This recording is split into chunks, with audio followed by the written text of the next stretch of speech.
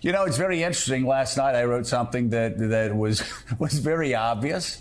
Dr. Oz is a very slick guy who doesn't happen to fit Pennsylvania. He made some statements that I know caused great concerns to people in Pennsylvania, especially where, in the words of Charlie Pierce, he wanted the Parks and Recreation people to make decisions on the local level for abortions. I don't know how that's going to play in Scranton. Probably not well. And then you had, of course, Fetterman, who's struggling. He's struggling with the effects of a stroke that he suffered in May.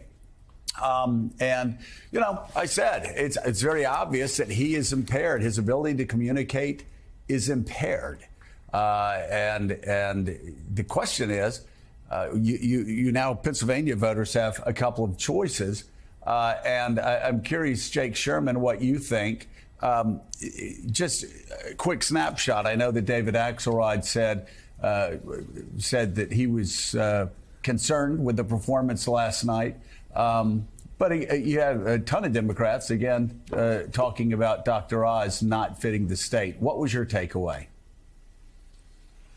I think the overwhelming takeaway that I heard, and I think this is a fair thing to say, is people are questioning why he went into this debate, why he did this debate. Now, of course, if he didn't do this debate, Joe, it would have probably raised more questions, and people would have been on him for that, saying you can't run in a critical Senate race in a critical year where the Senate is is kind of balancing on a pinhead. You can't not debate. But I think overwhelmingly people will watch that and see that he's still struggling from the fallout of his stroke. I think that much is obvious. I mean, obviously, Dr. Oz, as you indicated, said some things that are not fitting for Pennsylvania. This is a race that will be won, as both men kind of indicated, in the suburbs of Philadelphia and the suburbs of Pittsburgh, kind of the suburban vote that has carried races like this for a long time. And the question is, will people think that Fetterman is up for the job, able to serve? And will Dr. Oz's views on things like abortion kind of scare or concern those suburban voters? But I think it's undoubtable, it's completely legitimate to say that he's still struggling with his ability to speak. Right. And you would expect that. But I think we saw that on display last night in a way that we have not seen it on display, Joe, in rallies and in other appearances that he's had. Right. I remember Dr. Burns getting in trouble a couple weeks ago with people on the left and even some mainstream voices saying that he had trouble with small talk. Well, it was very obvious last night. And of course, he underwent had a major stroke. And so, again, the question, Willie, is not whether he is going to be able to serve. The question is, how impaired is he? And that's something that the voters of Pennsylvania are going to be sorting through, even if people on the left don't want to pretend that it doesn't exist. It does exist, but doesn't mean he can't serve as senator. That's just up to the voters of Pennsylvania.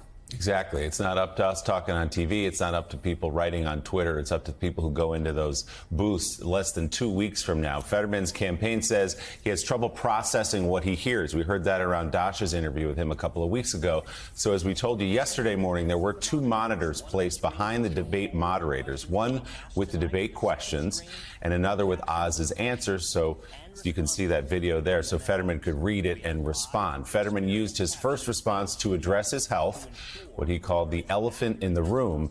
And as we were saying, he clearly struggled at times. Hi, good night, everybody. I'm running to serve Pennsylvania. He's running to use Pennsylvania. Here's a man that spent more than $20 million of his own money to try to buy that seat.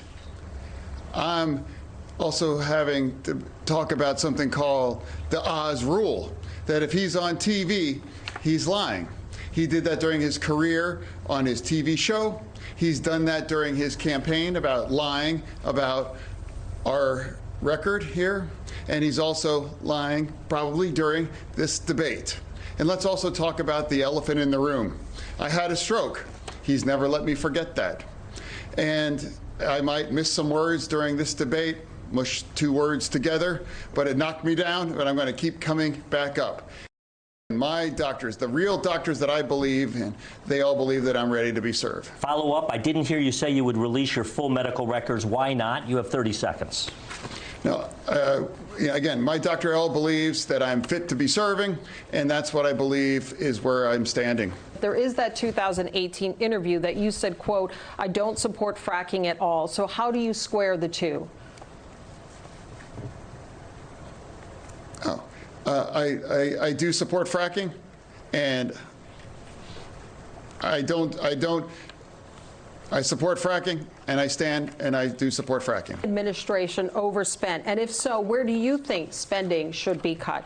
You have 60 seconds. No, here's what I think we have to fight about inflation here right now. That's what we need to fight about inflation, right now, because it's a tax on working families. That is, again, the Oz rule. That is just not true. Here, his family's company was levied the largest fine for immigration hiring of immigrant illegals, and I think he should sit this one out about in terms of what a secure border. How exactly, Mr. Fetterman, do you propose doing that to make it more affordable for families? No, I just believe, making it that much more, it costs too much, and I believe providing the resources to reduce the tuition to allow families to be able to afford it. 51% of Pennsylvania voters disapprove of the president's job performance. You have publicly supported many of his policy positions. Are there any that you disagree with? 30 seconds.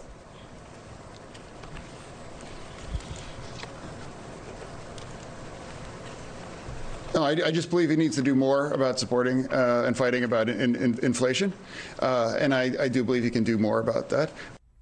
We're going to have a bunch more from the debate, including Dr. Oz's answers in just a moment. But Elise, you talked to many, many voters in Pennsylvania. We've been watching your focus groups, and they did express concern about John Fetterman's health. So the question will be what they watched last night, the pauses we saw. Some of those were him reading the prompter that was behind the moderators, waiting for the question to be transcribed.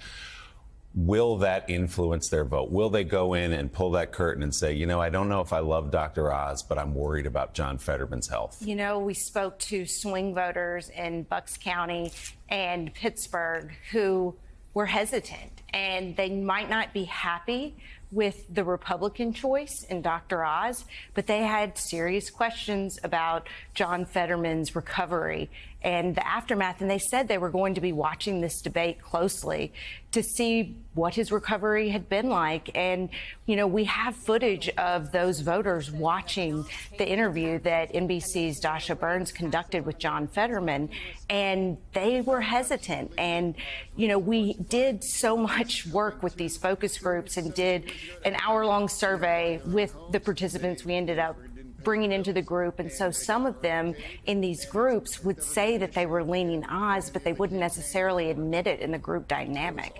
So already I wonder if there's a little bit of kind of Trumpian embarrassment, 2016-esque, with the Oz vote, and this certainly is not going to help John Fetterman, his performance last night. Eddie, your humanity immediately kicks in when you watch that. Anybody who's known somebody in their family or a friend who's had a stroke, it's very difficult to watch. You kind of know what John Fetterman's going through there. On the other hand, he's running to become a United States Senator, and there will be voters who have doubts after watching last night. Yeah, it was hard. And it was hard in the context of the very superficial nature in which our politics takes place today, right? So voters don't have the patience to make a distinction between his ability to articulate his thoughts and his cognitive abilities.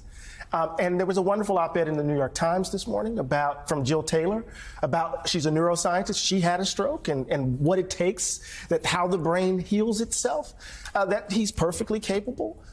But it was hard to watch. And given the way in which our politics, the image, the glitz, the performance often stands in for substance, it's a hard hill to climb, it seems to me.